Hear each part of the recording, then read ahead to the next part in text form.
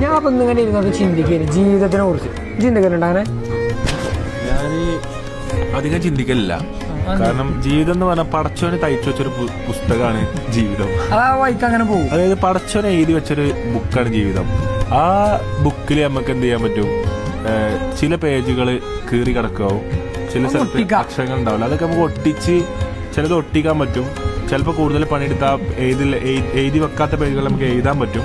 എന്നാൽ ആ ബുക്ക് പൂർണ്ണമായി മാറ്റാനുള്ള ഒരു ഇത് നമ്മുടെ അടുത്ത് എന്തില്ല, പടച്ചോൻ അതിനുള്ള ഒരു ഇത് നമുക്ക് തന്നില്ല. ഇല്ല, അത് പടച്ചോൻ പറയുന്ന രീതിക്കാണ് പോകുക. അപ്പൊ നമ്മളെന്ത് ചെയ്യാ, പടച്ചോനൊരു ഗതിയിലാക്കാത്ത രീതി, അതായത് പടച്ചോന്റെ പടപ്പുകൾക്കും പടച്ചോനും ബുദ്ധിമുട്ടുണ്ടാക്കാം. അതായത് ദീനീപരമായും അല്ലാണ്ടും ഓലെ ഗതിയെടുത്താത്ത രീതിയിൽ വള്ളടിച്ച് കള്ളുടിച്ച് പോവാതെ, ഈ വള്ളടിച്ച് കള്ളുടിച്ച് നാട്ടിൽ കൂടെ നടക്കുന്നവർക്കൊരു ഉപദ്രവം നമ്മളെ കൊണ്ട് ഉണ്ടാക്കാതെ നമുക്ക് എന്തും ചെയ്യാന്നാണ് എനിക്ക് പറയുന്നത്. എല്ലാരും എല്ലാം ആസ്വദിക്കണം. നമ്മൾ ആസ്വദിക്കുന്നതിനെ കൊണ്ട് മറ്റൊരാൾക്ക് ബുദ്ധിമുട്ടുണ്ടാകും പാടില്ല. അങ്ങനെ നമുക്ക് എത്ര ആസ്വദിക്കാം. അപ്പൊ നമ്മള് ജീവിതത്തെ കുറിച്ച് ചിന്തിക്കുമ്പോ കൂടുതലായിട്ട് ചിന്തിക്കാക്കണതല്ലേ? അതന്നെ. ഒരു കണക്കിന് നമ്മൾ ഇതൊക്കെ ആലോചിച്ച് നോക്കുമ്പോ ഒന്നും ആലോചിക്കാതിരിക്കുന്നതല്ല. അത് ശരിയാണ്.